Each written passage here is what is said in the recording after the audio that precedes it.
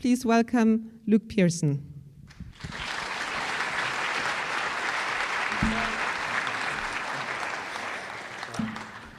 Hey guys. Oh boy, there's a lot of people out there. Yeah, let me just figure out what I'm doing. Yeah, I actually got into this business kind of specifically to avoid this exact situation. So bear with me. So I'm Luke Pearson. I'm a comic artist or cartoonist and illustrator from the UK, from Nottingham in the UK, and I'm probably best known for, I am best known for this character called Hilda, who is the star of 5, soon-to-be 6 graphic novels, and as of last year, an animated series on Netflix. Thank you. I probably should have opened with the trailer for said series, but I forgot to actually include that in the slideshow, so it's on YouTube.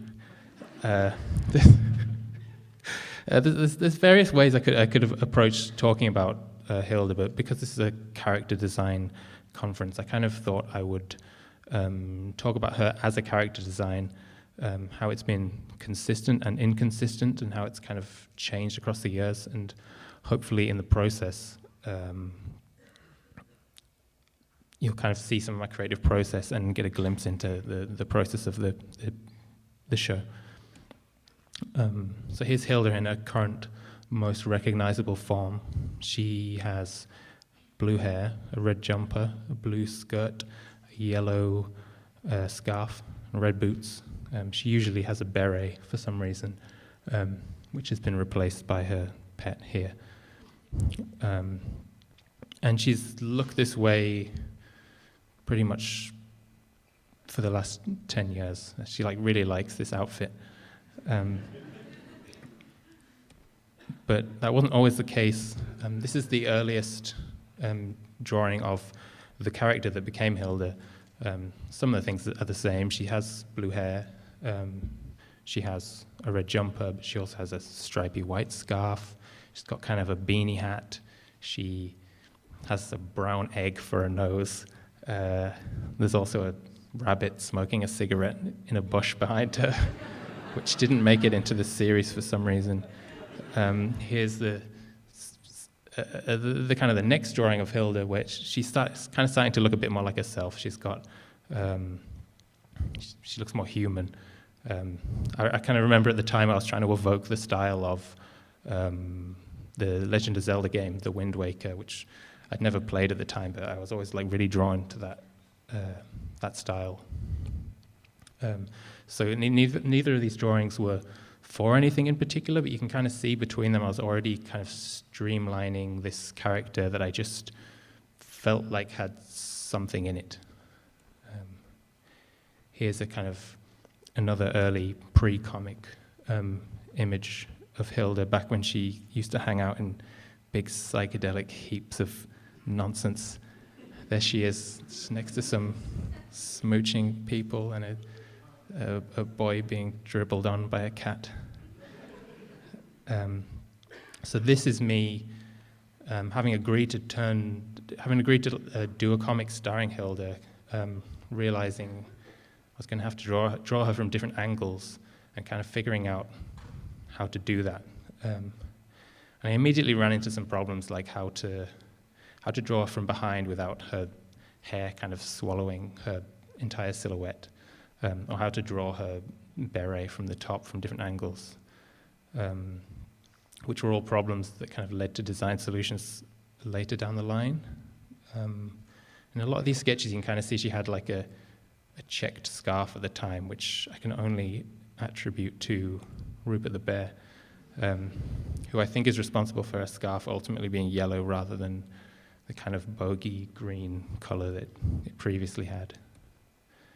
And kind of through the process of actually starting to rough out the comic,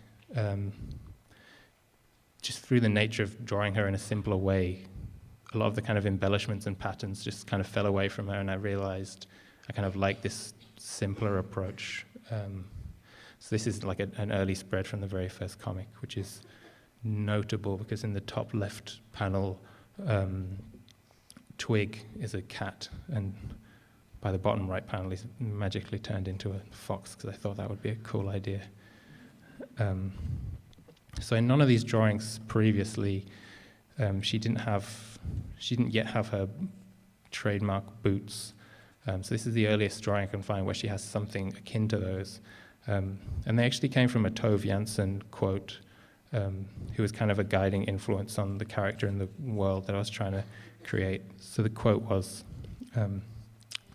"Lie on the bridge and watch the water flowing past, or run or wade through the swamp in your red boots, or roll yourself up and listen to the rain falling on the roof. It's very easy to enjoy yourself," which I thought was a good quote, and it's the reason Hilda got her red boots, which she's had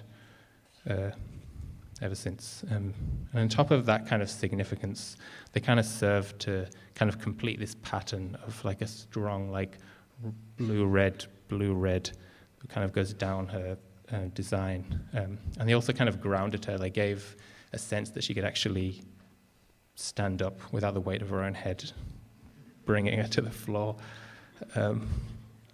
So looking back on these drawings, they kind of have, when I'm looking at them now, they kind of have like a wonky charm, but at the time I remember being really frustrated and feeling that I wasn't quite up to it.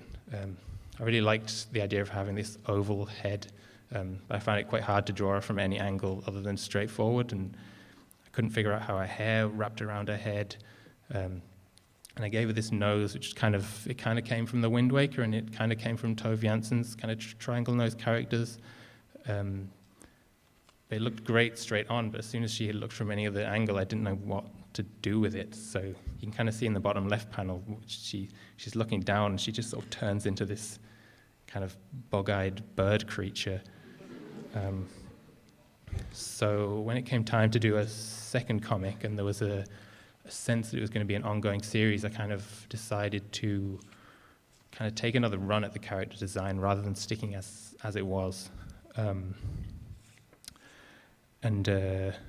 Try and like reboot it, and you can see that some of the differences here. Like, I was kind of struggling with a weird kind of tube-shaped body, and realized it would be more kind of efficient and nice looking if it was this kind of cone. And I recognized that the boots were kind of a cool feature, so I decided to push those as much as I could to the point where they're just these literal kind of buckets that she's standing in. That presumably she'd just step out of if she walked anywhere. And everything kind of got sharper. I added more detail to her hair and her nose to kind of accommodate for the fact that I wasn't quite sure what I was doing with those things. Gave her freckles for some reason. And over the course of the comic, she kind of naturally got taller, and kind of stretched herself out to a more natural age. Because previously she'd kind of seemed like a 12-year-old in the body of a toddler. I kind of gave her more of a round head because it was easier to draw. I started sort of acknowledging the fact that her legs are just these kind of tubes, and tried to sort of think of them as akin to the limbs in 30s rubber hose animation.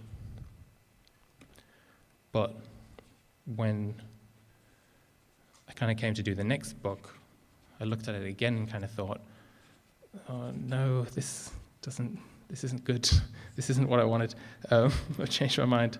It kind of felt like everything I'd done, I tried to solve all these problems, and I just kind of dug myself in deeper, and I'd kind of slipped away from the look that I wanted the series to have in the first place. So I kind of turned again and tried something else. And there was a few specific reasons for the decisions I made this time, which were I kind of in the process of working on that third book, I designed this Hilda doll, which kind of forced me to think of her hair as this like single blob. So I stopped doing like these wispy, like drawing hair with like as if it had loads of hairs, and more like it was just this thing that kind of wrapped around her head. And I also also this time I started working on Adventure Time as a storyboard artist, and certain things kind of carried over from that, I think, kind of a cleaner line style, kind of thinner lines, and also kind of treating her hands as if they were little forks, like in the same way that in the style of Finn and Jake. And I also kind of embraced the fact that her legs were just lines. I kind of like that idea. And that kind of came from doing kids' workshops, which is not something I was great at. But I'd been kind of like doing kind of like how to draw sessions where I would kind of describe her as just like a circle, a triangle, two lines, and some boot shapes. And I wanted the comics pages to kind of, reflect that. Here she is kind of dreaming of a future with more substantial legs. I've seen some fan art that's not a million miles away from that. So I kind of felt better about this incarnation of her, and in a way it was kind of a second run of what I wanted to do with the first book, and I had to it took simplifying her down to the extreme to kind of figure out what I was actually doing. So when it came to the next book, I felt like I was kind of sticking to the same thing, but trying to bring a bit more flair back into the drawing. So you can kind of see the proportions stayed the same, but I started adding things like creases to the clothes, tried to make her hair more dynamic and kind of swooshy. Her nose got less weird. I just kind of gave up on the triangle thing because I just couldn't figure out what I was doing with it, and just got smaller and easier to deal with. It was also at this point that I decided to start treating her hat as this just floating entity that never actually touches her head, which was first and foremost a workaround to not being able to draw it from any angle except behind her head. But I also like the idea of it being kind of like her Mickey Mouse ears, like this kind of symbol that kind of follows her around, and kind of like an accent that floats above her. And I also started doing this thing where I would kind of complete the circle of her eye behind her hair, which is kind of carried through all the way to the show, which is kind of a thing I got from manga. And at this kind of time, I kind of felt like I'd landed on the final ideal Hilda at this point. And it was around this time that talks kind of began about turning into a TV series, and the question of what Hilda would look like was suddenly kind of an open one again. So an animation test was put into production, which I drew a rough storyboard for, which you can see here. And the style I was drawing Hilda in at that time kind of dictated how this looked. I'm going to share that animation test with you now.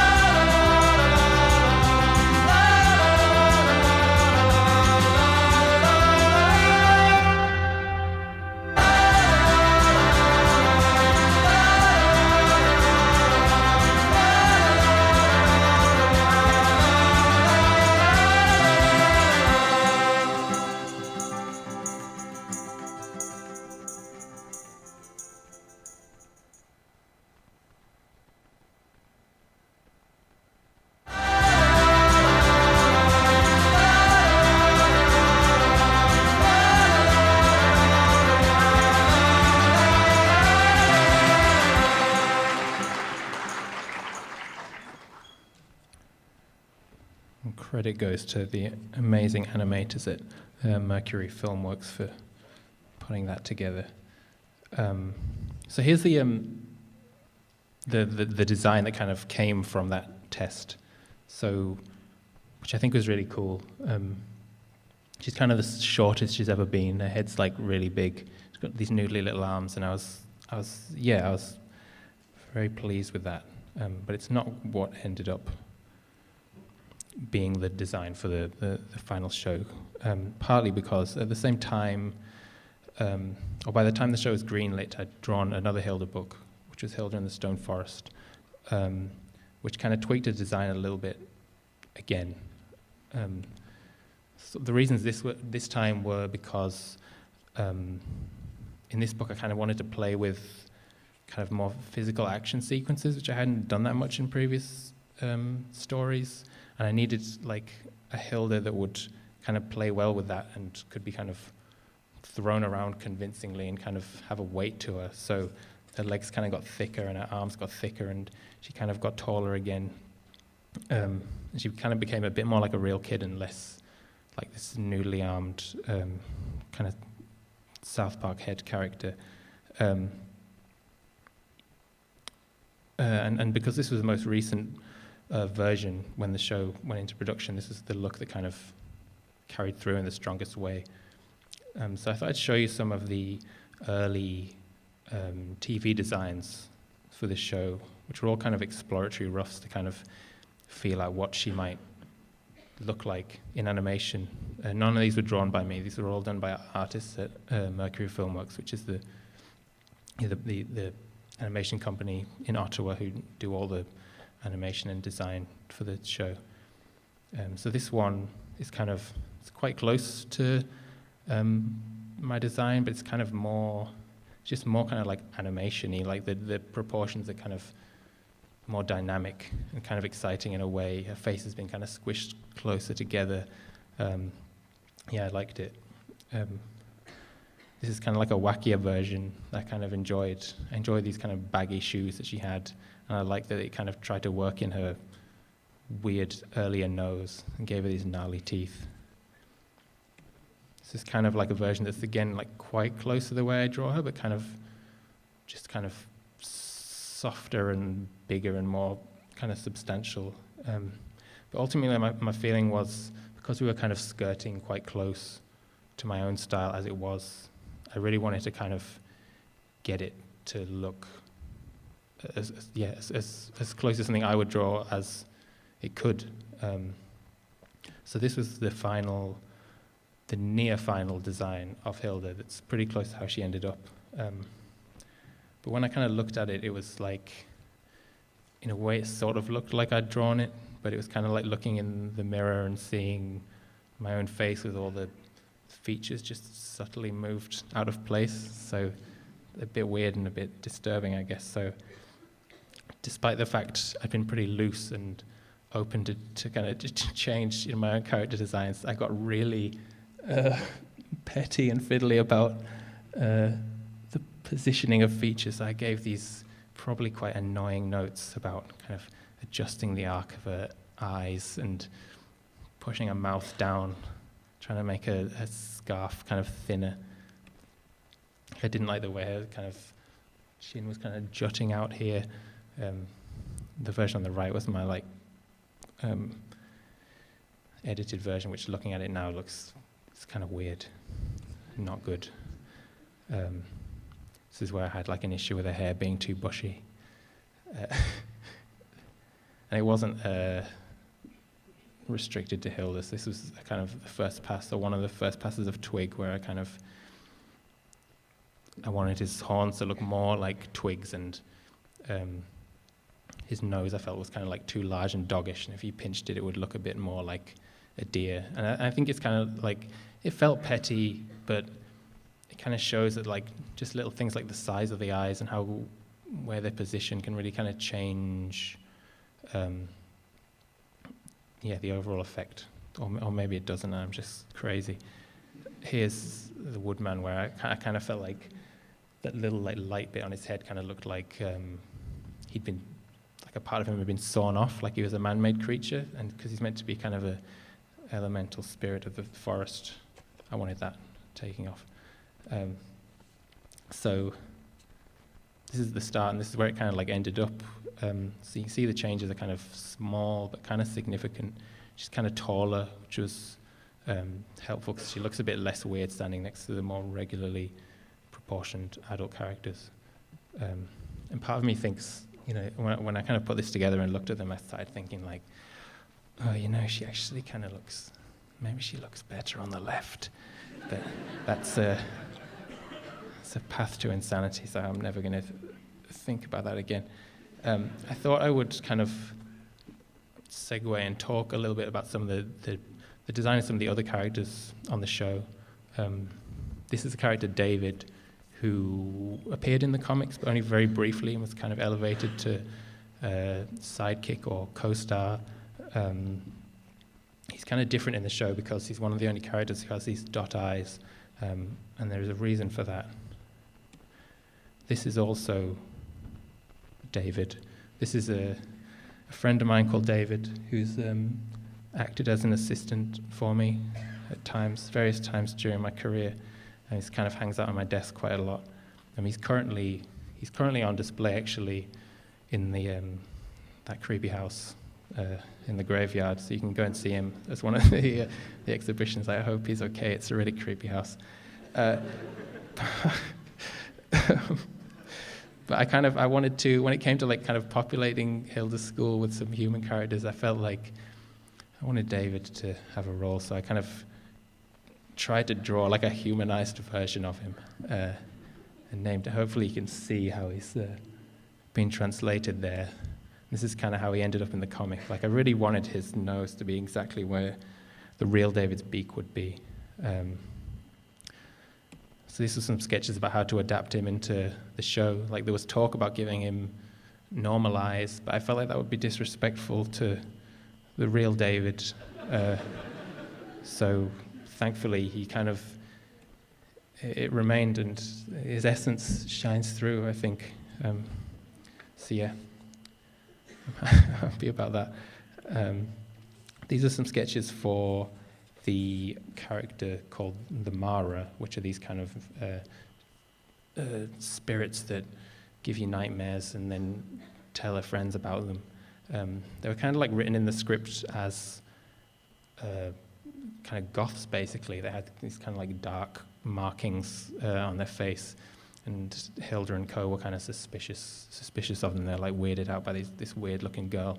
I kind of felt like I didn't really want Hilda and her friends to be like the jocks, like just sort of singling out the weird kid. So I kind of wanted to find a way for them to still be this kind of character that would kind of focus more on the idea of them being mean and the idea of them being teenagers. So I kind of tried to make them kind of spotty and yeah.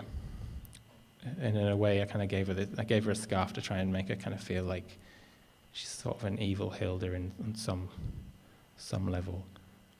So this is kind of like a glimpse into how the design process has worked on the show as well. Like I'm not a character designer on the show, but kind of early on I kind of picked out characters I kind of felt like I wanted to have a go at, and I supplied sketches, and then people at Mercury kind of turned them into like really cool final designs, or just use them as inspiration for designs, which this is the final design for her. This is some sketches for the ghost characters. Like I had this idea that I wanted to do kind of like a Casper style ghost. It's kind of glowy and blobby, but who could also kind of suck their own bones out of the grave and kind of incorporate them into their ghost body. Just thought that would be fun. But I kind of struggled to like do any good sketches of that. Like these are a bit of a mess, but yeah, Mercury managed to turn it into this cool, into something like great that worked. And the director Andy Coyle had this great idea to kind of use this, give them this kind of like yellow glow in their head that I kind of think of as that's like their soul. Which means that when they pull their skull into there, they get these cool, like glowing yellow eyes. So coming back to Hilda, so since the show has been produced and aired, I've also done another book called Hilda and the Mountain King, which will be out in September. It's kind of stylistically, I wanted to kind of follow on from the previous book because it is a direct follow-on. But I think just naturally kind of the style of the show has kind of like crept into there a little bit, into how I draw probably.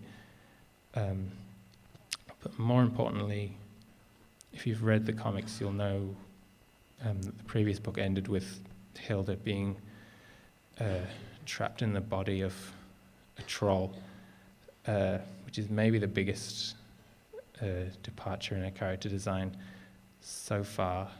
But I think it still kind of looks like her, and she's kind of got feet now that will actually fit her shoes, if she ever gets to wear them again. So here's kind of the Hildas, the gang, all hanging out together. When I look at them next to each other like this, it looks like a crazy mess of styles to me, and that's something that's kind of bothered me throughout the years of drawing them. I kind of try to reconcile it by imagining each comic takes place in like a slightly alternate universe where everything just looks a bit different. And I'm always kind of like bracing myself for someone to kind of criticize it or kind of call me out on it, but it's never really happened. No one ever mentions it, which I always find a bit weird. But it's good. I like to think that it means the design is kind of strong enough to withstand the style being pulled in all these different directions. But it also might just mean that no one cares except me, which would be a good thing. But regardless, part of me wishes they were more consistent, so I had this kind of a nice, neat block of comics that all look like they were drawn by the same person. But on the other hand, I kind of like the fact that I can see my growth through them, and like each book kind of reminds me of a different time in my life, and in the drawings I can kind of see what I was aspiring towards and what I was interested in at the time, and so in that sense I'm kind of quite happy that the series is this kind of stylistic mess, because it's kind of like an honest and personal mess. And that is the end of my talk. Thank you.